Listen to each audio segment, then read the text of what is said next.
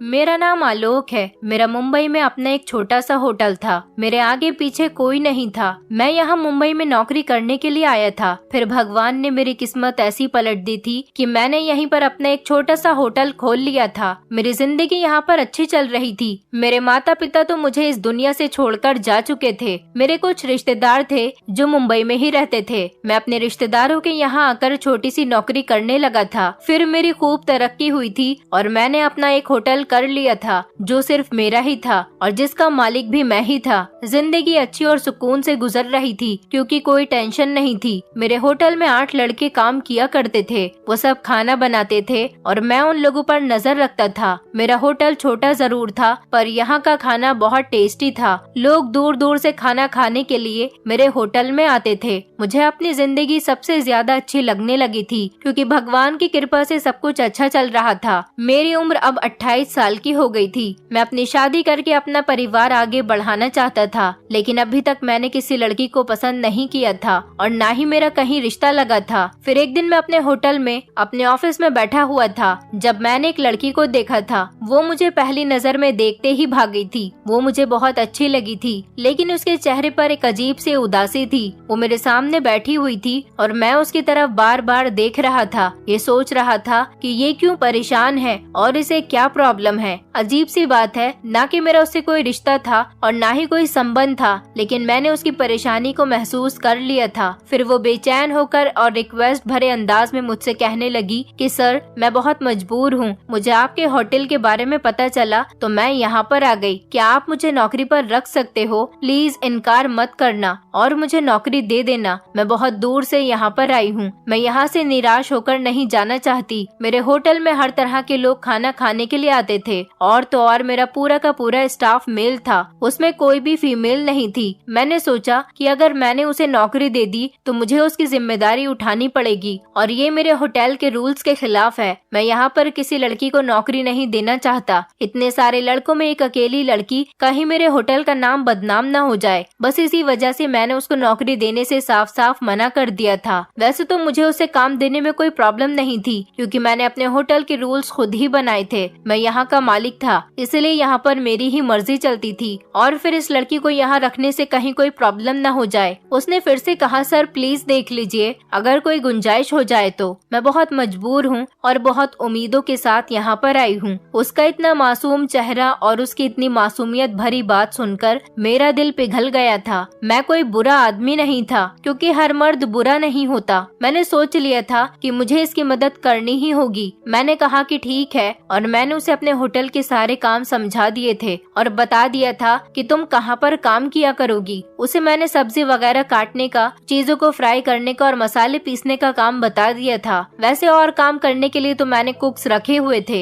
इस बात से वो बहुत खुश हो गई थी। उसने फिर से कहा था कि आपका बहुत धन्यवाद, मैं बहुत ज्यादा मजबूर हूँ। आपने एक मजबूर की मजबूरी को समझा। मैंने कहा कि बार बार अपनी मजबूरी के बारे में मत कहो। मैं तुम्हें शर्मिंदा नहीं करना चाहता। मैं तुम्हारी मदद कर सकता हूँ तो मैंने तुम्हारी मदद कर दी। फिर मैंने उसे 1 महीने की सैलरी भी एडवांस में दे दी थी। मेरे यहाँ काम करने वाली एक लड़की ने मुझसे कहा कि सर, आपने इस लड़की को यहाँ नौकरी देकर अच्छा नहीं किया और फिर आपने उसे पहले ही दिन 1 महीने की सैलरी एडवांस भी दे दी। कुछ लोग बहुत लालची होते हैं। आप देखना ऐसा ही न हो कि वो कल काम पर ही न आए और आपके पैसे लेकर फरार हो जाए। लेकिन वो अगले दिन काम पर आ गई थी और उसने एक दिन की भी छुट्टी नहीं की थी। वो लगातार काम कर रही थी, टाइम से आती थी और टाइम से ही अपने घर चली जाती थी और अब उसे मेरे होटल में काम करते हुए 1 महीना हो गया था। अपना 1 महीना पूरा होते ही उसने मुझसे एक अजीब सी फरमाइश कर दी थी। उसने मुझसे कहा था कि सर, मुझे पैसों की जरूरत है। तो मैंने उसके एक बार के ही कहने पर उसे कुछ पैसे दे दिए थे। उसने कहा कि नहीं, मुझे इससे भी ज्यादा पैसे चाहिए। अगर आप चाहो तो मैं आपके लिए कुछ भी कर सकती हूँ। मुझे पता चला कि आपकी शादी नहीं हुई है। अगर आप चाहो तो मैं एक दिन के लिए आपकी पत्नी बनकर आपके साथ रात गुजार सकती हूँ। मैंने जब उसकी ये बात सुनी तो मेरे होश उड़ गए थे क्योंकि उसने बात ही ऐसी कर दी थी। मैंने फौरन उसका हाथ पकड़ा और उसे ऑफिस के अंदर ले गया था और फिर मैंने उस पर डांट लगाई थी। कहा था कि ये तुम कैसी बकवास कर रही हो? तुम्हें ऐसी बातें करते हुए शर्म नहीं आती? पैसों के लिए तुम इतनी गिर गई हो कि तुम साफ साफ शब्दों में मुझसे ये बात कह रही हो। उसने मुझे अपना नाम अविका बताया था। उसने ढीले ढीले कपड़े पहने हुए थे और वो सलवार कमीज पहनी हुई थी। उसके सर पर दुपट्टा भी रखा हुआ था। वो देखने में जवान और बेहद खूबसूरत थी और मेरे होटल में काम करने लगी थी। मेरी डांट पर वो बहुत शर्मिंदा हुई थी और उसके बाद उसने मुझसे कभी भी कोई गलत बात नहीं कही थी। लेकिन एक दिन वो अचानक किचन से भागती हुई निकली थी। मैं हैरान हो गया था कि आखिर ये क्या मैटर है। मैं किचन में गया तो स्टाफ के सारे ही लड़के अपने अपने काम में बिजी थे। मैंने उन लड़कों से कहा कि अविका यहाँ से इस तरह से भागती हुई क्यों निकली है, क्या तुम लोगों ने उसके साथ कुछ किया तो नहीं? वो कहने लगे, नहीं नहीं सर, हम में से किसी ने कुछ भी नहीं किया। लेकिन मुझे शक था कि जिस तरह से वो डरकर भागी है जरूर कोई न कोई बात थी।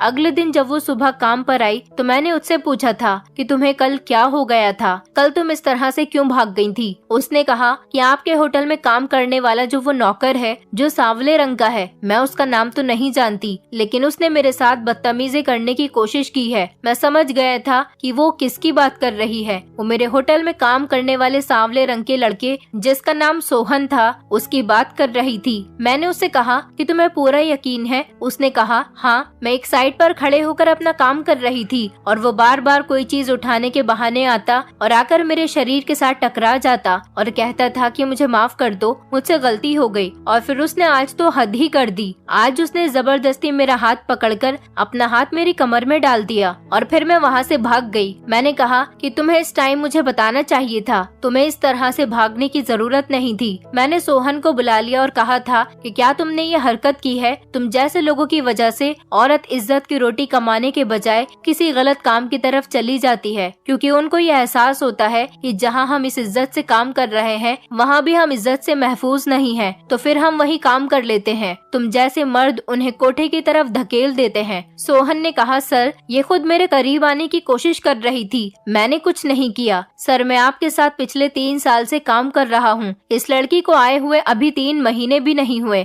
आपने उसकी बात मान ली और आप मेरी बात नहीं मान रहे हो। बात तो सोहन की भी ठीक थी, लेकिन फिर मुझे एक और लड़के ने इशारा किया कि ये लड़का ही गलत है, इसी ने लड़की को छेड़ा है। बस फिर मैंने फौरन ही फैसला कर लिया था कि मैं इसे नौकरी से निकाल दूंगा। मैंने सोहन से कहा कि मैं तुम्हारा हिसाब फाइनल कर देता हूँ, तुम यहाँ से चले जाओ। और वो मेरे होटल से चला गया, पर जाते जाते कहकर गया कि सर, इस लड़की की वजह से आपने मुझे काम से निकाल दिया। ये लड़की आपको एक दिन अपना असली रूप जरूर दिखाएगी, फिर आपको पता चलेगा कि मैं सही था और ये गलत। जाहिर सी बात है, मैंने उसे काम से निकाल दिया था तो वो मेरी इस बात पर तारीफ तो नहीं कर सकता था, इसीलिए वो इसका नाम भी बदनाम करते हुए वहाँ से चला गया था। लेकिन शाम को मुझे मेरे हेड शेफ ने कहा था कि सर, आपने इस लड़की को यहाँ पर रखकर अच्छा नहीं किया, क्योंकि अब इस तरह के मैटर्स तो होते ही रहेंगे। एक जवान और खूबसूरत लड़की का इतने सारे लड़कों में काम करना कोई मजाक बात नहीं। और आप ये भी जानते हैं कि यहाँ पर काम करने वाले सारे ही लोग परदेसी हैं और अपनी अपनी पत्नियों से दूर हैं। कोई 4 साल से अपने घर नहीं गया तो कोई 6 साल से नहीं गया होगा तो कोई 8 साल से नहीं होगा। ऐसे में खूबसूरत लड़की उनके साथ काम करेगी तो कुछ न कुछ तो हो ही जाएगा। मैंने कहा कि ये तुम कैसी बातें कर रहे हो? क्या किसी मर्द से इतना भी कंट्रोल नहीं होता कि वो अपनी पत्नी से नहीं मिला तो वो किसी भी औरत पर हाथ डाल देगा? वो आदमी मेरी बात सुनकर खामोश हो गया था। उसने कहा कि आपको मर्दों के बारे में अभी पता ही कहाँ है सर। इस दुनिया में बहुत सारे ऐसे मर्द हैं जिनका सिर्फ अपनी पत्नियों से ही दिल नहीं भरता बल्कि दूसरी औरतों पर भी नजर रखते हैं। लोग तो पत्नी होते हुए भी दूसरी शादी कर लेते हैं और उसकी पत्नी को कुछ पता ही नहीं चलता। मैंने कहा कि मर्दों को शादी करने की परमिशन है तो वो इस चीज का बहाना ना बनाए कि हम तो दूसरी शादी सिर्फ गलत काम के लिए ही कर रहे हैं और किसी भी मर्द को अपनी पहली पत्नी को धोखा नहीं देना चाहिए। अगर उसकी दूसरी शादी किसी मजबूरी की वजह से हो जाती है तो वो उसे सहारा दे, ना कि उस औरत के साथ कोई गलत काम करे। मैंने उससे कहा कि अगर अविका को काम पर मैंने रखा है तो उसकी हिफाजत भी मैं ही करूँगा। मेरे दिल में अगर अविका के लिए मोहब्बत भरी फीलिंग्स नहीं होती तो मैं भी कभी उसे ना तो इस नौकरी पर रखता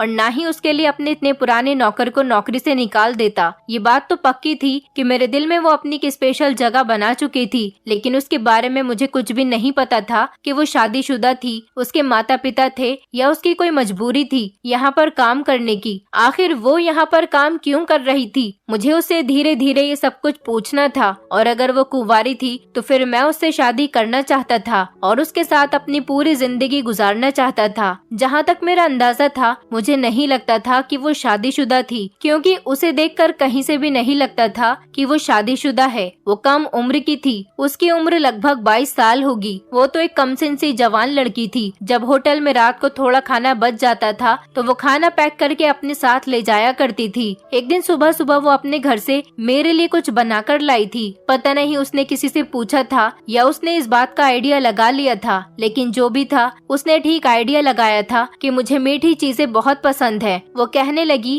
कि आपके लिए मैं कुछ बनाकर लाई हूँ, आप मेरी इतनी मदद करते हो, मैं बदले में आपके लिए कुछ भी नहीं कर सकती, तो सोचा कि आपके लिए कुछ मीठा ही बना लेती हूँ। मैंने कहा कि तुमने बहुत अच्छा किया। वो मेरे लिए अपने हाथ से खीर बनाकर लाई थी। मैंने जैसे ही खीर टेस्ट की तो मैंने उससे कहा कि तुमने बहुत अच्छा किया, ये बात मुझे पसंद आई, तुम्हारे हाथों में तो जादू है। मैंने कहा कि यही खीर तुम मेरे होटल पर भी बनाया करो, मैं तुम्हें इसके अलग से पैसे दूंगा। मैंने उसको अच्छे पैसों पर रखा हुआ था और अलग से भी उसे मैं पैसे दे दिया करता था और होटल के लोग भी उसे टिप वगैरह दे दिया करते थे और होटल का बचा हुआ खाना भी वो अपने घर ले जाती थी। लेकिन फिर भी वो हमेशा उदास और परेशान सी रहती थी और उसकी परेशानी मुझसे देखी नहीं जाती थी। एक दिन मैंने उससे पूछ लिया कि क्या मैटर है, तुम इतना परेशान क्यों रहती हो? तो उसने मुझे कुछ नहीं बताया। उसने कहा कि आप क्या करोगे मेरी कहानी सुनकर? अब इंसान बार बार तो नहीं पूछ सकता और रिक्वेस्ट भी नहीं कर सकता, वरना सामने वाला सोचेगा कि पता नहीं ये क्यों मेरी कहानी के बारे में जानना चाहता है।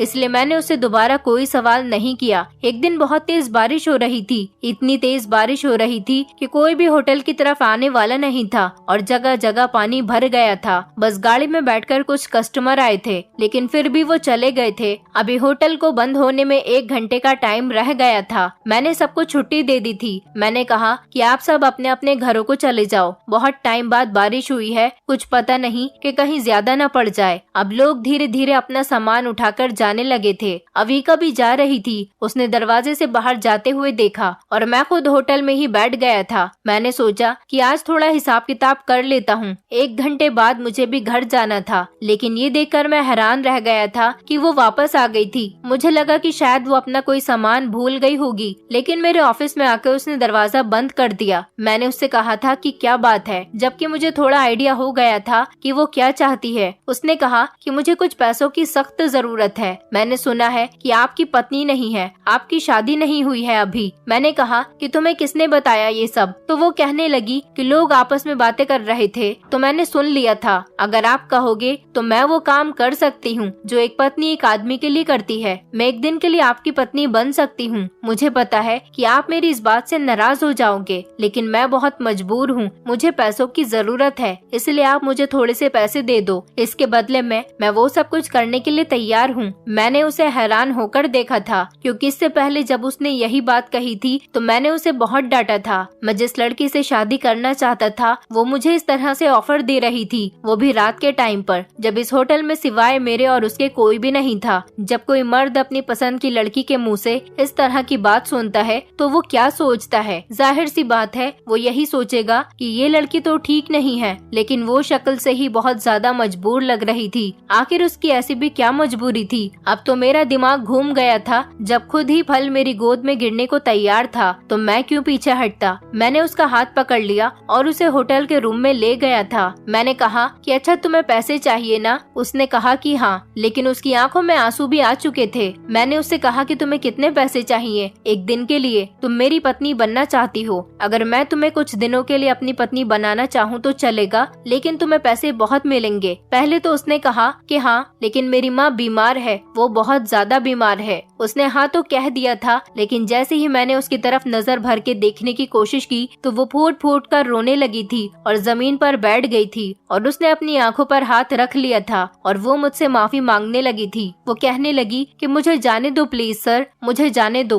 मैं ये काम नहीं कर सकती। वो एक पल को कमजोर पड़ गई थी, लेकिन नहीं नहीं, मैं ऐसा नहीं कर सकता। मैं भी पीछे हट गया था। दरअसल मेरा ऐसा करने का कोई इरादा नहीं था। मैं उसकी फीलिंग्स को ठेस नहीं पहुंचाना चाहता था और उसका कॉन्फिडेंस जाग गया था। मैंने कहा कि अब मुझे ये बताओ कि तुम्हारी आखिर ऐसी कौन सी मजबूरी है कि तुम ये सब करने को तैयार हो गई हो, और भगवान के लिए मुझसे झूठ मत बोलना। उसने कहा कि मैं अब आपसे कोई भी झूठ नहीं बोलूंगी, आप मेरे साथ चलो, मैं आपको दिखाती हूँ कि मैं किस हद तक मजबूर हूँ। मैंने अपनी गाड़ी निकाली और उससे कहा कि ठीक है चलो मेरे साथ। हम दोनों गाड़ी में बैठ गए थे और अब वो मुझे रास्ता बताती जा रही थी और हम जा रहे थे। रास्ता बहुत दूर तक जा रहा था। हम लोग आबादी से अब काफी दूर आ गए थे। अब मुझे थोड़ा डर भी लग रहा था कि मैं एक होटल का मालिक हूँ और और ये लड़की मेरे पास आती है और कहती है कि मुझे काम चाहिए। फिर अपनी अदाओं से मुझे लुभाने की कोशिश करती है। फिर मुझे गलत काम करने का ऑफर देती है और अब कह रही है कि मैं आपको अपने साथ लेकर चलती हूँ। कहीं ऐसा तो नहीं कि ये सब कुछ एक प्लान के मुताबिक कर रही है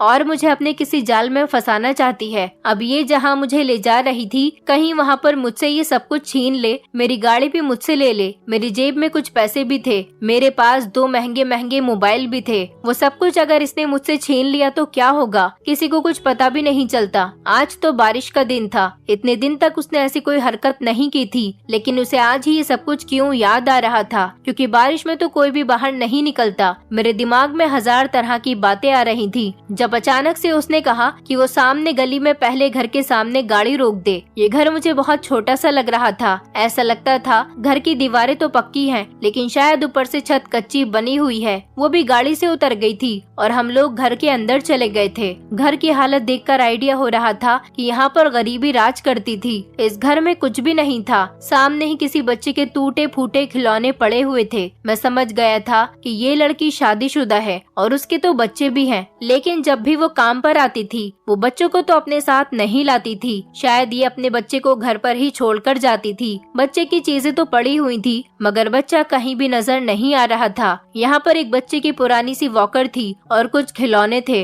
उन पर बहुत सारी धूल जमी हुई थी, लेकिन शायद बच्चा कमरे में था। वो मुझे कमरे में ले गई, लेकिन सामने का नजारा देखकर तो मेरे पैरों तले से जमीन निकल गई थी, क्योंकि उस कमरे के अंदर बिस्तर पर एक आदमी पड़ा हुआ था जिसका आधा शरीर लाचार हो चुका था, लेकिन वो जाग रहा था और कुछ अजीब अजीब से इशारे करते हुए अविका से पूछने लगा कि ये कौन है। अविका ने भी इशारे से बताया कि ये मेरे सर हैं, जहाँ पर मैं काम करती हूँ, ये वहाँ के मालिक हैं। फिर उसने उस आदमी पर ब्लैंकेट डाल दिया था और उसे पानी पिलाने लग गई थी। उसके बाद उसने दवाई भी खिलाई थी। फिर उसने मुझसे कहा कि सर आप मेरे साथ बाहर आकर बैठ जाओ। मैं उसके कमरे से बाहर आ गया था। यहाँ पर एक कमरा और था और बाहर सिर्फ एक छोटा सा आंगन बना हुआ था। आंगन तो मैंने समझाने के लिए कह दिया, बस एक छोटी सी ही खाली जगह थी। मैं वहीं कुर्सी पर बैठ गया था और ये सोचने लग गया था कि घर में बच्चे के खिलौने तो पड़े हुए हैं, लेकिन बच्चा मुझे कहीं पर भी नजर नहीं आया। फिर अविका बाहर आ गई थी और एक छोटे से स्टूल पर मेरे सामने आकर बैठ गई थी। उसने कहा कि आपको मेरा घर कैसा लगा। मैंने उससे कहा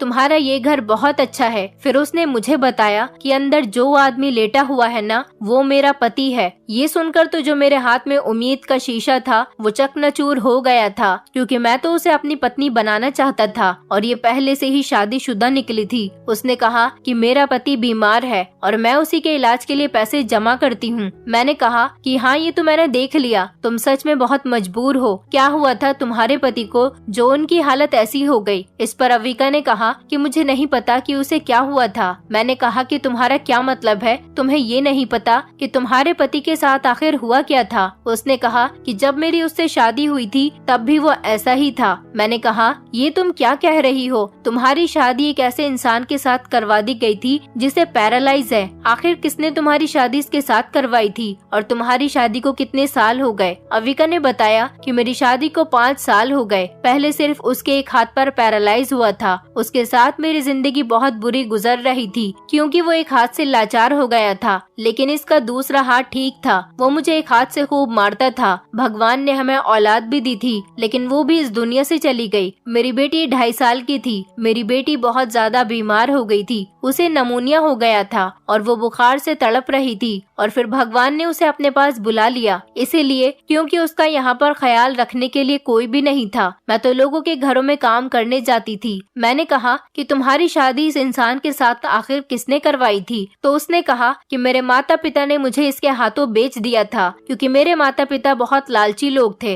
ये मुझसे उम्र में बहुत बड़ा है और इसने मेरी खूबसूरती देखते हुए मुझे मेरे माता पिता से खरीद लिया था। मैं तो जिस दिन से पैदा हुई हूँ अत्याचार बर्दाश्त करती आ रही हूँ। ये अभी भी मुझ पर हाथ उठाता है। मैंने कहा कि ये अभी भी तुम पर हाथ कैसे उठा सकता है? ये तो बीमार है। उसने कहा कि अब इसका पैरालाइज बढ़ गया है और अब इसकी टांग पर भी पैरालाइज का असर हो गया। इसे कानों से ठीक से सुनाई नहीं देता, ये बोल भी नहीं पा रहा, लेकिन एक हाथ इसका अभी भी चलता है। उसने एक डंडा अपने पास रखा हुआ है जो उसके बेड के पास ही रखा रहता है और उसे अपने हाथ की उंगलियों में पकड़कर जब वो गुस्से में होता है तो इशारे से मुझे बुलाता है। मैं उसके सामने बैठ जाती हूँ और वो डंडे डंडे के साथ मुझे मारना पीटना शुरू कर देता है। तभी तो मैं ये ढीले ढीले कपड़े पहनती हूँ ताकि मेरे शरीर पर जो जख्म के निशान है वो किसी और को ना दिख जाए। अगर कोई मेरे जख्म गिनने बैठ गया तो उसे सुबह हो जाएगी। ये आदमी मुझ पर बहुत अत्याचार करता है। उसकी ये बातें सुनकर तो मेरी आंखों में भी आंसू आ गए थे। मैंने कहा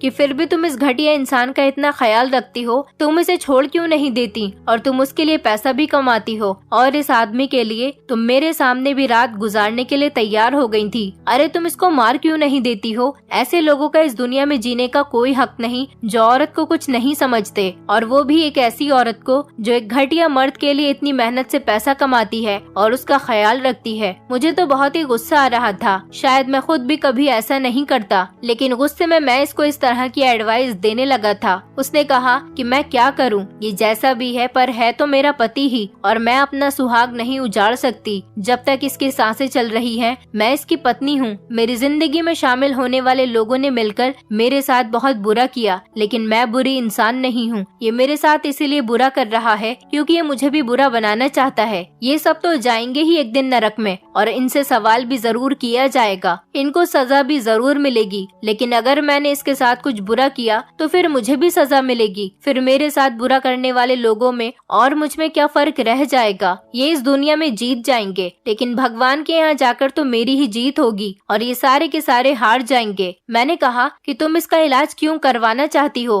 तो वो कहने लगी कि अगर ये मर गया तो लोग इसकी मौत का इल्जाम मुझ पर ही लगाएंगे, लेकिन अगर ये अपनी मौत पर गया तब भी मुझे सब बुरा ही कहेंगे कि मैंने अपने पति को मार डाला। क्योंकि जब मैं लोगों को बताती हूँ कि मेरा पति ऐसी हालत में है और मुझे मारता है, फिर भी मैं इसके लिए सब कुछ कर रही हूँ, तो लोगों को इस बात पर यकीन नहीं आता। यहाँ आसपास के लोग कहते हैं कि ये अपने बीमार पति को छोड़कर बाहर घूमने के लिए जाती है या फिर धंधा करती है, ये गलत तरीके से पैसा कमाती है। वरना इतनी खूबसूरत लड़की हो और उसका पति ऐसे बीमार होकर बिस्तर पर पड़ा हुआ हो और उसे मारता भी हो, फिर ये उसके लिए इतनी मेहनत क्यों करेगी? मैं किस किस को जवाब दूं? अब मैं तंग आ गई थी, इसीलिए सोचा कि इल्जाम तो मुझ पर वैसे भी आना था, तो फिर मैं कुछ गलत ही कर लेती हूँ। तभी आपको मैंने वो सब कुछ कह दिया था, मुझे माफ कर दो। मैं वो सब कुछ नहीं करना चाहती थी। मैं बहुत इज्जतदार लड़की हूँ। मैं बेबस हो गई थी और परेशान हो गई थी। मुझे अपनी बेटी की बहुत याद आती है। मैंने उसका नाम खुशी रखा था। सिर्फ इस इंसान की वजह से वो मुझसे दूर चली गई। वो बहुत बीमार हो गई थी।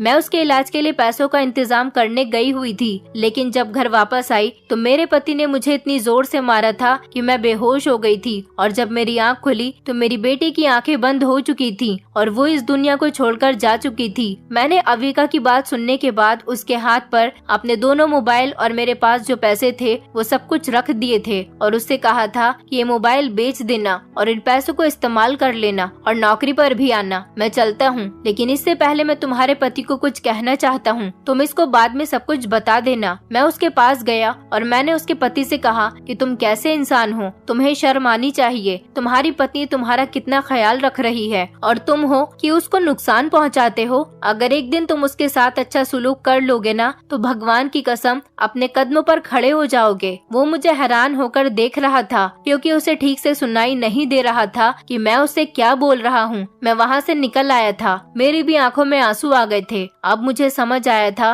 कि उसने क्यों अपनी बेटी का सामान वहाँ पर रखा हुआ था, क्योंकि उसे अपनी बेटी की बहुत याद आती थी और हर चीजों पर जितनी धूल मिट्टी पड़ी हुई थी उसका मतलब यही था कि जिसका सामान है वो बेचारी तो इस दुनिया में नहीं थी। मैं वहाँ से चला गया था। मैं गाड़ी में बैठकर सोच रहा था कि ये दुनिया कितनी बुरी है कि लोगों ने एक तरफ औरत को इतना बुरा बनाया हुआ है कि अगर वो अच्छाई भी करे तो लोग कहते हैं कि नहीं नहीं ये अच्छी नहीं हो सकती, और वहीं दूसरी तरफ मर्द को ऐसा बनाया है कि अगर मर्द औरत के कहने पर गलत काम करने के लिए इनकार कर ही नहीं सकता। लेकिन मैंने तो अविका को इनकार किया था, वरना आज ऑफिस में कोई भी नहीं था और बारिश भी हो रही थी, और अविका ने तो मुझसे खुद कहा था कि मैं कुछ भी करने के लिए तैयार हूँ, लेकिन मैंने इनकार करके ये साबित कर दिया था कि अगर मर्द पवित्र है और पाप करने का इरादा नहीं रखता तो उसे खूबसूरत से खूबसूरत लड़की भी बहका नहीं सकती, और वो भी इस पाप से बच गई थी। अविका काम पर आती थी तो मैं उससे कोई बात नहीं करता था। वो भी अपने काम में बिजी रहती थी क्योंकि मुझे सच में उससे बहुत हमदर्दी हो गई थी और मोहब्बत भी थी अभी भी, लेकिन मैंने उसे अपने दिल में कहीं छुपा लिया था।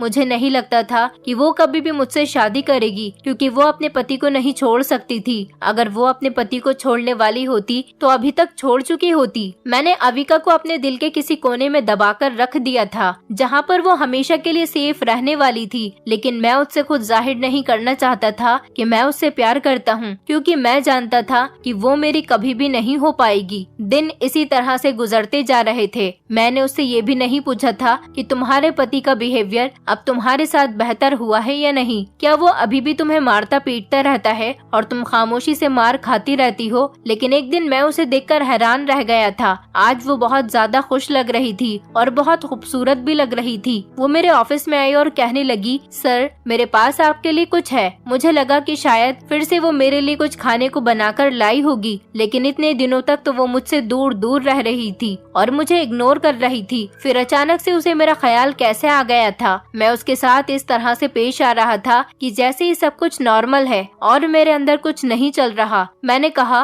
कि हाँ बताओ क्या लाई हो तुम? तो उसने मेरे सामने मेरे दोनों मोबाइल मेरी टेबल के ऊपर रख दिए थे। मैंने उससे कहा कि तुमने अभी तक इनको बेचकर इस्तेमाल नहीं किया? तो वो कहने लगी कि नहीं, मुझे इन्हें बेचने की जरूरत ही नहीं पड़ी थी। दरअसल मेरा पति इस दुनिया से चला गया। मैं उसकी बात पर चौंक गया था। मैंने कहा कि ये सब कैसे हुआ? उसने कहा कि उस दिन के 2 हफ्ते के बाद ही रात को अचानक उसकी तबीयत बहुत बिगड़ गई थी। उसके मरने के बाद लोगों ने मुझे बहुत बुरी बुरी बातें सुनाई थी, लेकिन मैंने उनकी बातें सुन ली थी, क्योंकि मुझे पता था कि अब ये इन लोगों की आखिरी बातें हैं। आगे मुझे कोई भी कुछ नहीं कहेगा। अब मैं घर में बिल्कुल अकेली रहती हूँ। मैंने कहा कि इतना सब कुछ हो गया और तुमने मुझे बताया क्यों नहीं? उसने कहा कि मैंने आपको इसलिए नहीं बताया कि आपने पहले ही मेरे लिए बहुत कुछ किया था, और आज मैं आपको इसलिए ये सब कुछ बता रही हूँ क्योंकि बहुत जल्दी मेरी शादी होने जा रही है, और वो भी बहुत अच्छे इंसान के साथ। ये सुनकर तो मेरे होश उड़ गए थे। मैं हैरान रह गया था कि वो अपने पति के मरते ही इतनी जल्दी शादी भी कर रही है। अगर उसका पति दुनिया से चला गया तो वो मुझसे शादी क्यों नहीं कर लेती? मुझे बताती तो मैं उससे कहता कि मैं तुमसे शादी करना चाहता हूँ। लेकिन मुझे बहुत अफसोस हुआ था।